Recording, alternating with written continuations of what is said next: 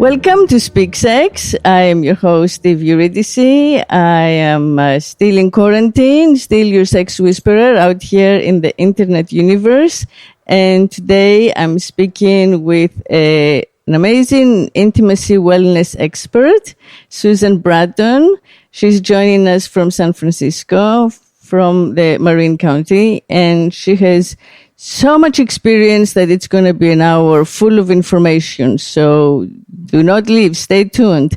She's the author of 34 books on sexual wellness of all kinds of ways, interest in different ways, from relationship magic to dirty talk to getting your physical functionality improved, how to make love, how to orgasm, how to communicate with your partner, how to save your marriage.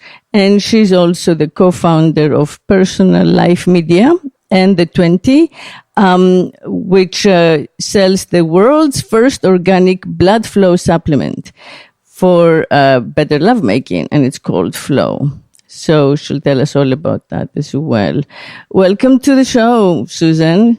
Hi, beautiful Eve. Thanks for having me. We've been wanting to get together for so long, and I was really glad that you were up for wanting to talk about how to smash the patriarchal view of orgasm. Exactly. Yes. That is a good subject. Right. Smashing the patriarchy is my specialty. And, I feel like the most effective way is to do it with our logic and our language, because then it's more inclusive. It's not just saying, I hate men, which, I think you and I agree men are victims of this just as much as women. So the patriarchy is just a word of like the patriarch who was at the beginning of it all and set up rules of extreme control that affect the personal happiness and freedom of all genders, right? So within that, yes, the limitations of women's orgasms. Do you agree that there are 7 different orgasms that women can experience? Well, I like to say 15. And I love you. That's for both men and women. Okay. What I was thinking about was how could I convey in a 1-hour show with you the different things that I think go into expanding our view of what our orgasmic potential is, moving from what I'd like to define as what I call the patriarchal view of orgasm. And as I was thinking about it, I think there's a conversation that we need to have about genital anatomy and erectile function. That's important, and engorgement. There's kind of the physical piece that I think you can't really understand how to see a bigger orgasmic potential until you understand how the body actually functions. So there's that piece. Then the second piece is what you just said, which is this idea of how many kinds of orgasms are there. So I'd like to take a minute to define the types of orgasms. And what I often get asked from people is, what does that feel like? Because it's easy for us to speak them into the world, but also there needs to be a language of kinesthetics, of body-based reality for people so that they understand not just rationally what they're going for, but what they are going for in their body and their feelings. So I think that's a second piece. And then a third piece is, and I'm not sure which one of these comes first, this is very chicken and egg, if you will, but when you're talking about the kinds of orgasms a body can express, can feel, you also need to talk about how orgasm happens and the different types of orgasms from the perspective that it's not just a lead up to climax, having a climax, and then having a refractory period, which is the which is the 50-year-old perspective that I want to update for the 21st century. Right. So there's that piece of it. And then that always gets into, and this is more than we have time for, but I want to kind of lay the foundations of what it takes to achieve your orgasmic potential. Because I consider myself, I like to call myself an orgasmanaut, like an astronaut that goes out into the far reaches of orgasmic space, of orgasmic possibility. I love it. I have taken myself into those places. And what does it take to be comfortable, confident, connected, relaxed enough to achieve those states? Because that's the fourth piece of this. It's not just about the physicality. It's not just about understanding the types of things. It's not just understanding what it feels like in your body, not just understanding the way orgasm really works versus what we've been taught, but also underlying all of that, the firmament upon which your orgasmic expansion lies, the bed in which it lies, is safety and surrender and pleasure and trust and heart connection and all of those pieces. So I don't think any conversation about smashing the patriarchal view of orgasm is complete without each one of those essential components of the conversation. Yeah. And because it's such a huge topic, I mean, look how long just to introduce it. I feel that, people get a tiny glimpse of it or a little summary and they think that's it, right? So to me, the more interesting aspect is the mental aspect. The opening up your mind to the understanding of it, to what, you just said, is a big hack, a big life hack, because we just don't have that concept to begin with of what orgasm is. And then, we have a lot, I think that our generation of feminist women, have felt that, okay, we taught the world about the clit and we got men to be willing to give, pleasure back. That's huge. And we kind of got stuck there. And then everything else, all the other potential ways of feeling that orgasmic freedom and oneness, have stayed at the level of borderline porn, shame, embarrassment, right? So getting all of that out in the open and trying to legitimize it as much as the clitoral orgasm was, in the 60s and 70s, that will be amazing, right? Yeah, I think that awareness is an instant open door. The minute you become aware that there's 7 or 15 kinds of orgasms, it flings wide the door to possibility. So awareness is one of the biggest pieces of finding your orgasmic potential. Right. And the other thing is that I think when we think about the clitoris still, a lot of people are stuck in the tip of the clit, just the little 5% of what they see. And so that's where I want to go to anatomy and really talk very simply about how to swing wide the door of your orgasmic potential by understanding what's actually going on down there.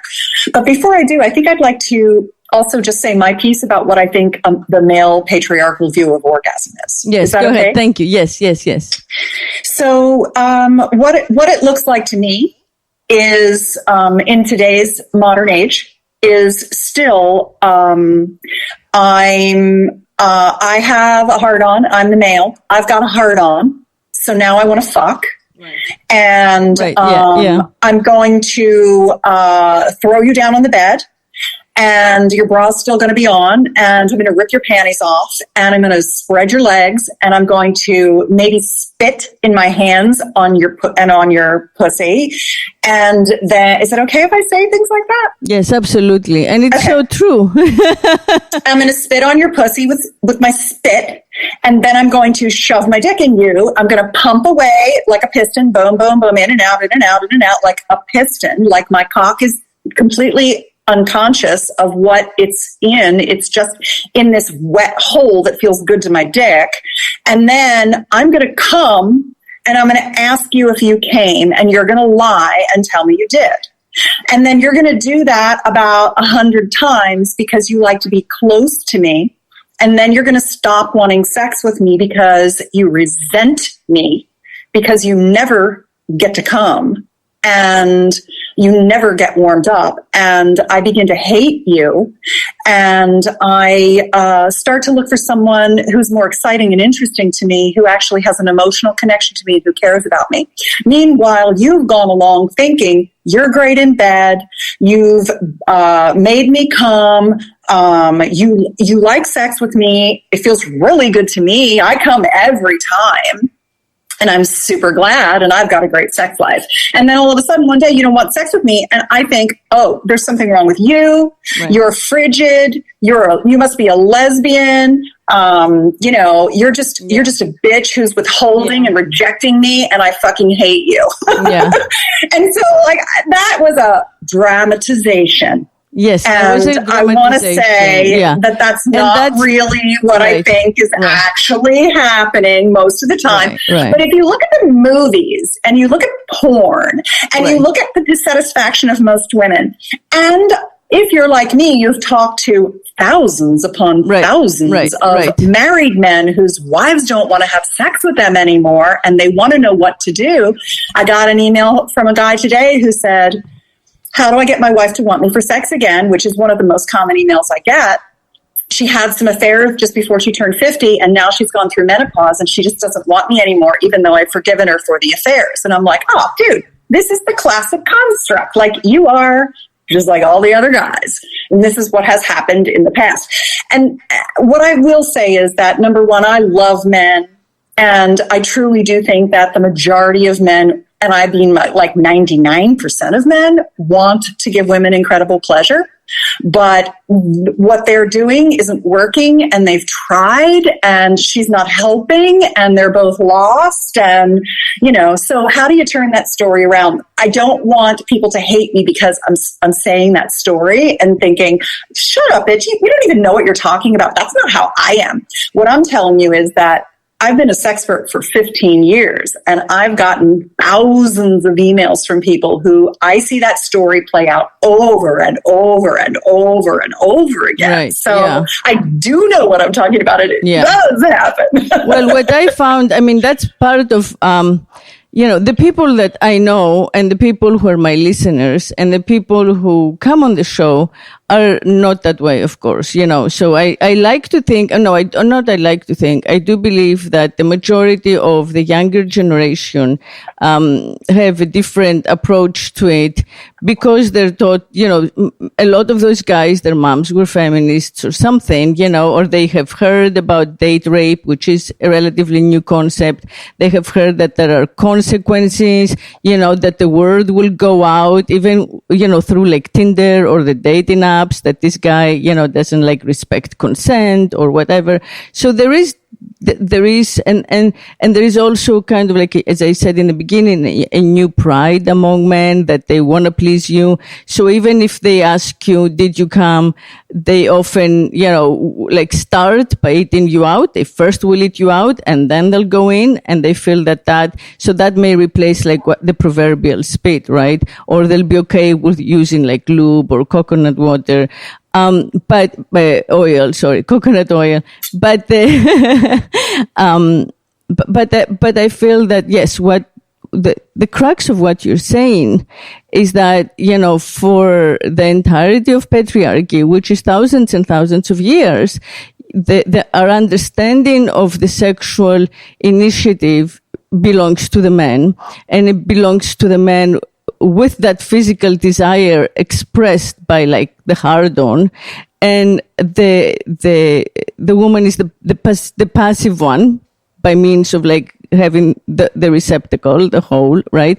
And the woman's expression of sexual desire and of love, which you brought up, the word love, which is very telling and a huge difference, and we mix everything up somehow, is in receiving and in pleasing. So many of the women continue to feel that, by kind of giving in and having the sexual experience, even if they come, clitorally or even vaginally, even if sometimes they squirt, they feel that this is how they express love and acceptance. And I don't think it's the same for men. Men take way longer to understand, to feel, to feel the same kind of like expansion of love and intimacy that women get into right away. So there is definitely a disconnect. And I think that that's part of the patriarchy disconnect. So even when you talk to like really progressive woke guys, they'll be like, well, women need like 100 hours of talking for like, 2 hours of great sex, and I'll talk to them because I want to get laid, So it's rare, even though it's happening more and more, to find the man who is as open and receptive, intimate in intimacy, as the woman. And that's because they're not raised that way. They're raised to not speak, to be macho, to go out and wage war, to take things, to compare each other by means of like either their women or their value, the monetary value. Like historically, women were loot. There was a war, you would take the women, you would rape them, you'd give them to the soldiers as perks, right? So we need to kind of like disconnect from all that ancestral, trauma and social conditioning that has come with it, that separates how women and men respond to sexual desire and sexual exchange. So I think that's what the main thing is about, the main difference is about how the patriarchy has formed us. So whereas women are the powerful sex gender, because we do get more orgasms, we can have them continuously. We can go on and on while men will pass out, right? No, that's not true. Men can also orgasm like women. I think that's a misnomer. I think that's part great. of the patriarchy. That's great. As well. That's great. Yeah. That's the patriarchal oppression of men. It's like you're done. It is. Yeah. Yeah. So, okay, go ahead. I mean, I would love to hear about all the 15 ways of finding pleasure and how you think each one, what do you think the best way is to go about discovering, opening up, learning, adjusting, not being stuck in the familiar? Okay. So the first thing that I want to say is, let's talk about the 15 kinds of male and female orgasms. To really discuss that, what you have to understand is that the male and female body are actually very, very similar. We just think they're different. We think that women are able to be multi-orgasmic and that men are basically one ejaculatory orgasm and done. And that's one of the things that patriarchal sex has ruined for men, is this notion that ejaculation and orgasm are essentially entwined when actually they're separate systems in the body. The Taoists have been having male multiple orgasms through full body energy orgasms for thousands of years. And most people don't pick up Taoist practices because it also includes semen retention, which means you don't get to ejaculate. You just have orgasms without it. The thing that modern men need to understand is that you can actually use these techniques to choose to have ejaculatory choice. You can come when you want to or when she wants you to, or your partner wants you to, he wants you to, anyone wants you to. You can decide to ejaculate when you want to rather than feeling like you don't have any control over it.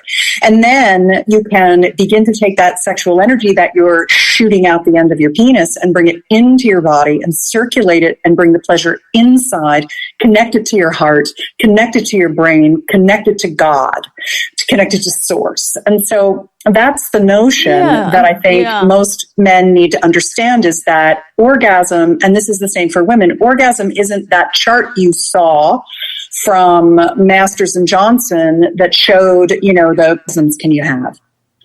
Well, you can have kissing orgasms.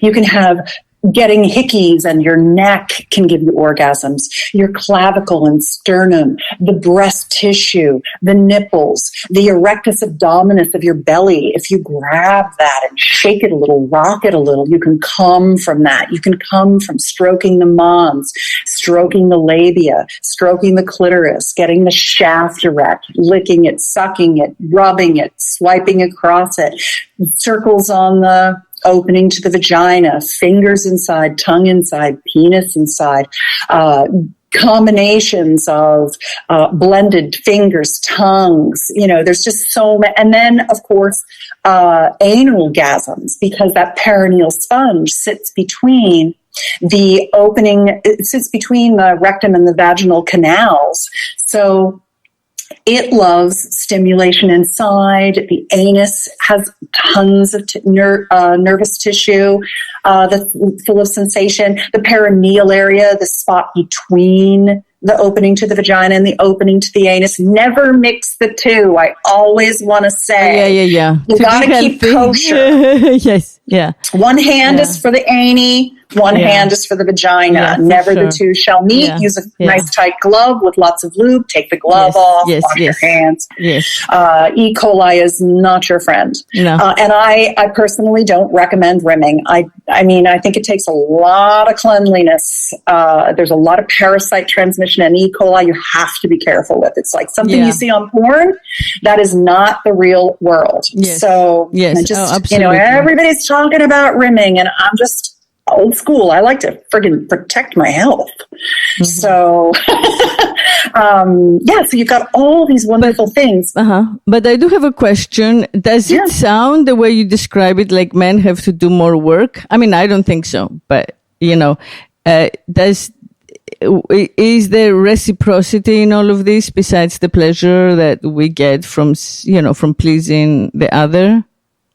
Well, what I've found with men, and I painted a very negative picture of that patriarchal orgasmic experience earlier in this episode, but in all honesty, most men would give up their own pleasure to give a woman pleasure. And once a man gets some skill in understanding how to be a good lover and how to give pleasuring, he wants to do that for hours. There's nothing that makes most men happier than coming the shit out of their woman for hours. I agree. No, I agree. So it's not work a sense of for pride. Guys. Yeah.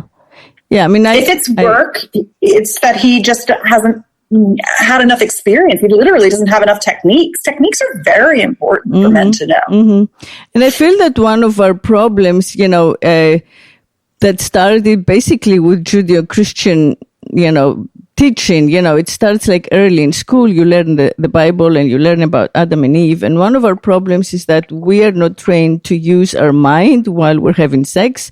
We feel like that's when the mind goes to sleep, right? We're not thinking and we're just kind of going into some animal nature and we're not speaking and we're moaning. So thinking about what you're saying, being aware in some basic, consciousness of the anatomy, of the perks, of what might work next, of the mechanics of it, staying, conscious mentally and thinking and not just kind of letting go because you feel that this is the unspeakable, what happens in the dark, we're just gonna do what animals do and then we'll go back to our normal life, right?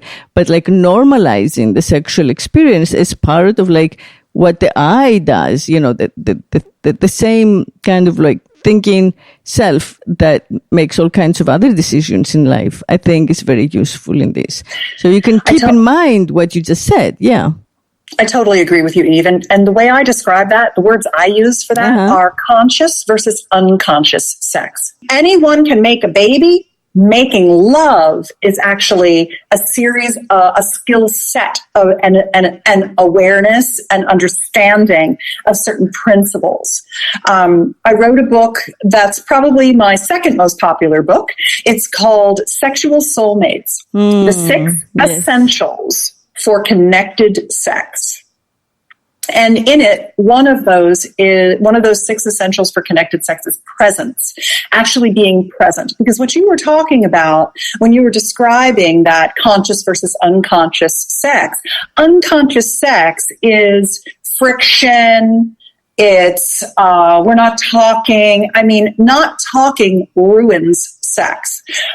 Talking, whether it's and sexual mastery, is understanding these things we've been talking about. How to get a woman so engorged and turned on that she comes like crazy for you, so she wants more sex with you, instead of just spitting on your hands and plunging in and getting off in her pussy and leaving her high and dry with one stupid little clit orgasm that's like a sneeze, like boring. She doesn't want to have sex with a guy who's boring the shit out of her. That's the problem. So once the guy understands that he has to do these 4 things, and that they're not work, they're actually really fun, and they re-inject excitement back into the relationship, what is the romance that... There's different types of romance, and different types of romance, some will get you laid and some won't. There's romance that is, there's romance that moves her emotionally. And when you move a woman's emotions, you move her body, you move her toward you. You create connection with her that reminds her why she fell in love with you in the first place and why she wanted you then, so she'll want you again. Where other things like creating, like framing a photo of the 2 of you. They remind her why she loved you, but they don't actually make her want to have sex with you. Making her a playlist of the music that turns her on the most and giving it to her with a full body massage. That's a romantic thing that you can do that actually moves you toward sex. So the 5 pillars of passion were essentially a look into what you can do to recreate a fully romantic reconnection with your partner, some of which you do because she needs it, and some of which you do because it reminds her body that she actually is a sexual creature. Yeah. That's nice. I feel that, again, in my work through this podcast, especially, I found that a lot more people are normative and have those issues than I thought. When I used to work before, I would go to communities that were already like sexually potent communities and write about them, investigate, film them, document them. And it was kind of like, my idea of like the Masterson Johnson of the 21st century. But now, because I've had so many more, people who are listeners coming on and asking questions, I find that actually those things, at the most basic domestic level are the things that make a difference. Why does she want me? Why doesn't she want me? Why is he functioning this way? Why is he malfunctioning? Is it normal? And these days there is the easy kind of like way out. I feel that like with ghosting and, dating apps, it's super easy to say, okay, I can try someone else. Right. And instead we get into kind of like these repeat patterns, but they feel less limiting because we get to change partners so much faster and, and more easily. So we're always kind of like staying on the surface of things instead of getting deeper, either emotionally or sexually. People, I feel like a lot of people stay now with the high of the start, of the beginning, when it's like the conquering and the flirting and the like self-advertising and the fantasy of each other. And, as soon as that gets into like everyday reality with all of its limitations, they start thinking that, oh, I made a mistake. She wasn't for me. She doesn't understand me, or he doesn't understand me. I can go back and like swipe again. So yeah, I feel that, I wish as well as feel that, this type of sexual education should be readily available. And I think that that's one of our greatest challenges, that like what you're saying should be accessible to everyone. It should be like Oprah level accessibility. We should have millions of people who are listening and are kind of like taking it in. I think it should be in, at the elementary school level, the high school level, middle school level, and then, of course, like in our daily media programming along with everything. But it seems that instead we get like, cute little articles maybe about how to get, this guy interested, or that don't go in depth, that don't include the anatomy you just explained to us, that don't, include like the specifics. So, the people who are interested and who have the time and who have the financial ability will look and find you. And, that's personallifemedia.com. Susan Bratton, and you have an endless supply of both, I feel, biohacking options, like supplements, shots, and kind of like quick little aids to the body, so that the flow on the physical level happens, right? But also a wealth of information and advice about, practicing it. But it does take time, and I wish that it were stigma-free and just readily available. So we would, hear about it the same way that we hear about, whatever, clothing brands. Like someone should be the Yeezy of sex ed. That's where we need to get quickly, because without overcoming that stigma of the patriarchy, and that's why we, kind of like resent and demonize the patriarchy. Without overcoming that stigma, we can't like help people live the best life they can live. And what else is life for? I mean, just like work and give and raise kids, what do you get for yourself? This is one of the main pleasures that we all get to experience, poor and rich and, all races, like across the board. It's one of the few species wide, kind of like bliss portals. So when I was talking about orgasm, and I was talking about how if you picture in your mind a mountain, you go up one side of the mountain and then you kind of fall off the cliff. It's like your orgasm is half dome. You walk up the backside, you fall off a cliff. And then you think about a stair step where each step is going up and each step is a little longer than the last. And when you think about almost an escalator of pleasure, that's what expanded orgasm is. Expanded orgasm is a clitoral stroking technique. It's been called many things: expanded orgasm, orgasmic meditation, deliberate orgasm, or DO, doing. It's been called extended massive orgasm, EMO. It's been called many different things. There are many different flavors, different lineages of this particular clitoral stroking technique.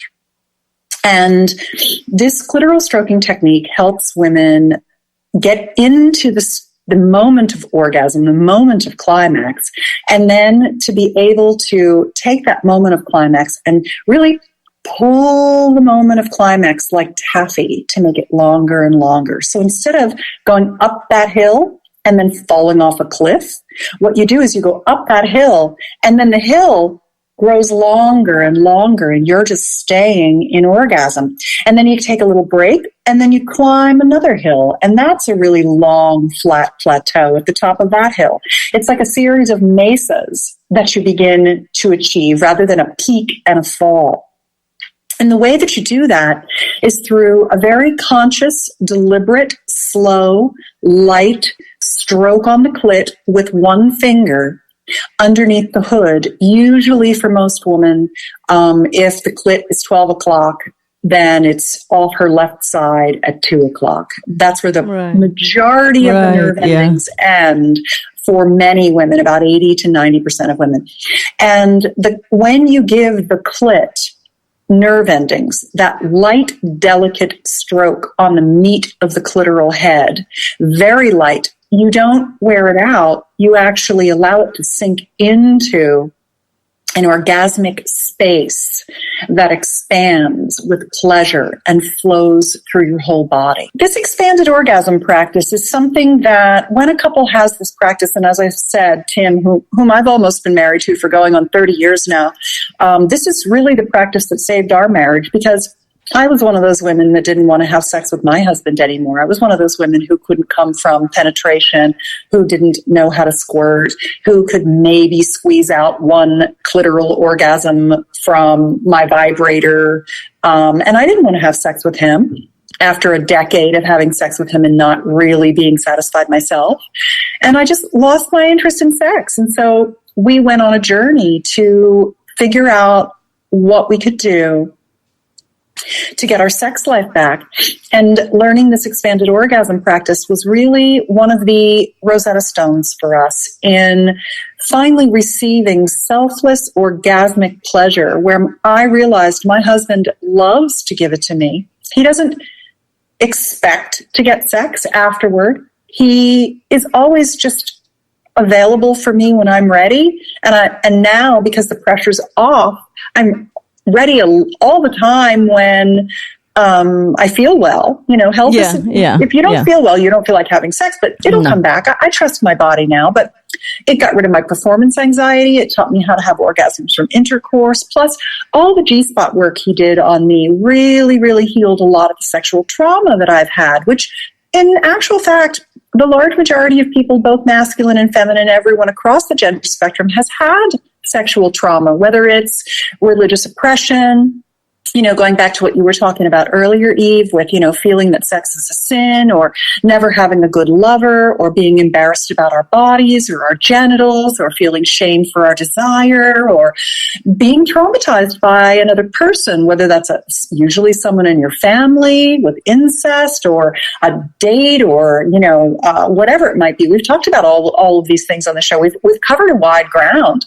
You know, whenever you talk about sex, you have to talk about the whole person and all of their collective experiences. Yeah, and I really feel that, I'm sorry to interrupt, but I do feel that, you know, the earliest understanding of sex that we all have because of our lack of education is akin to rape, you know, because we were too young and uneducated to understand consent or speaking about it, you know, when you're a teenager, or even younger sometimes. So, you know, for many women and oftentimes, you know, boys, it's just a violation.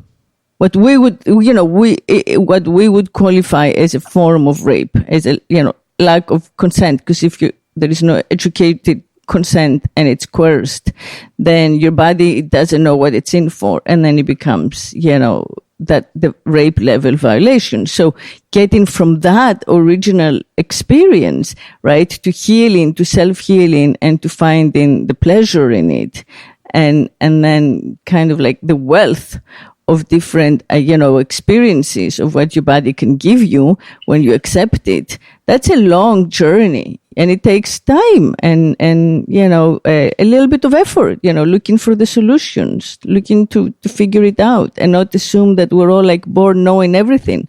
I mean, I feel like, you know, we take lessons for so long just to drive a damn car or whatever. You know, how long have we been in school to learn, like, to do basic math or to learn the geography of the planet, which most of us don't even remember anymore, you know, or to memorize some text, or, you know, learn languages, learn a new language. But we don't take that time to learn the language of sex and the, you know, how the functionality of our anatomy, which seems much more, you know, fundamental to every human being.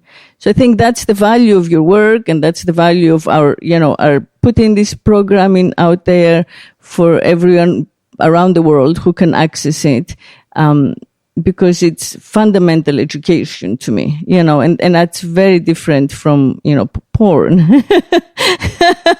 I think it's like, you know, education 101. You know, you really cannot live a happy life without learning about it. And you can search on our website at personallifemedia.com and just go up on the top right, type in any keywords, and you'll find answers. It's the Rosetta Stone of hot sex, that thing. It is. You have it's an a amazing body of work. Yeah. You have an amazing resource. You've organized it beautifully. You've sustained it through the years, to your credit. It's hard to stay true to this and just grow it and enjoy and update it. I saw that you even speak on, boundaries, expressing your limits, all of that, which is so important nowadays for the younger generation. Yeah. So thank you. You've done an amazingly amount of work in this field. And no, you have to come back. I am happy to come back. What else do you want to talk about? What else is interesting to you right now? What are you really into right now, Eve? Well, I'm into, what I brought up before. I'm very interested in it because I hadn't thought about it before, which is the state of flow, accessing the state of flow that we get in from orgasm as a way of healing, because I feel that we are all in a state of mass disease, right? Yeah. So it's, even though, listeners have specific questions, what are the best ways to initiate phone sex? What are the best ways to initiate, video sex? Should I dare? Do I trust this other person on the other end to not use the material, in some unethical way in the future? Dating during coronavirus. So I know that these are huge questions, but at the heart of it is we gotta heal, and the whole planet seems to be in a state, of diseased functionality, which is a state of discomfort with our body and our environment, and whatever toxicity there is out there. So I do feel that if we associate that place of flow that we get through orgasm to the place of where we need to be in order to heal, right, globally, that's a beautiful kind of closing statement, and that's a beautiful work to do when you go inward, which is what I think we should be doing more in this time. It's just kind of revisit our choices, revisit our choices also of partners. I think that COVID has made monogamy, or at least kind of living, I don't believe in government sanctioned marriage, but, living with a mate, highly desirable again, right? So it seemed that the tech revolution has made it less interesting because, you could be single and you could be seeing all kinds of people non-stop, and why sacrifice your freedom in your space. But this is one of the lessons for me and for many of the people I hear from COVID is make the compromise, commit to one person, and, find someone who's willing to kind of learn with you and grow with you, expand with you, sexually, so you can stay together. Because, hey, you could wake up into a pandemic and then you're alone trying to learn how to have phone sex with strangers, or depending on vibrators and, smart toys. And so that's a big thing that's in my mind. And, as I mentioned at the beginning of the phone call, I also think that we've all seen the value of going back to nature. You live in nature, and, that's just such a, I think it's beautiful in so many ways. Your oxygen is, intake is better, right? Your access to locally grown food is better. Your access to social mobility in a time of isolation is better, right? You just have more space. So yeah, all of this, is definitely on everyone's mind, kind of making this, our conversation is untimely. And I feel at any time in the future where it will stay permanently out there in the internet, people will profit from it when they access it.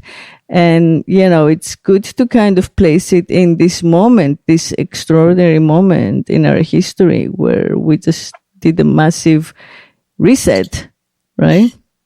Yeah, I like to call it the great pause. And normally when we're in pause, it's the middle of winter, it's the dark time. But right now we're in the middle of pause in the springtime. And it really, I think, encourages us not just to rest and relax, but to, like you said, reconsider what we want our life to be like going forward. And having the connection that is the birthright of our humanity, to be connected to each other in bliss, is such an important reset. Stopping the consumptive culture and restarting as a connective culture.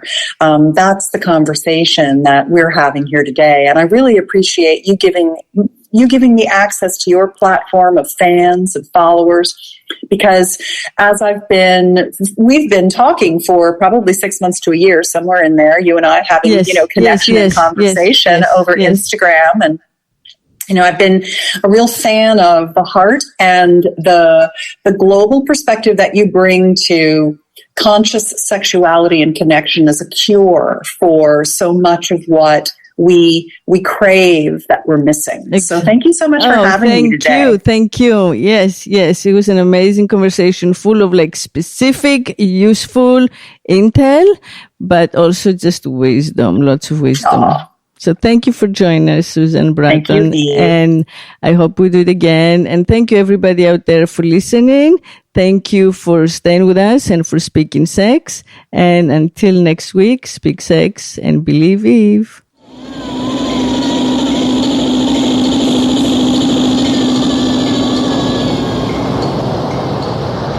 If I could make love incessantly, I would be God.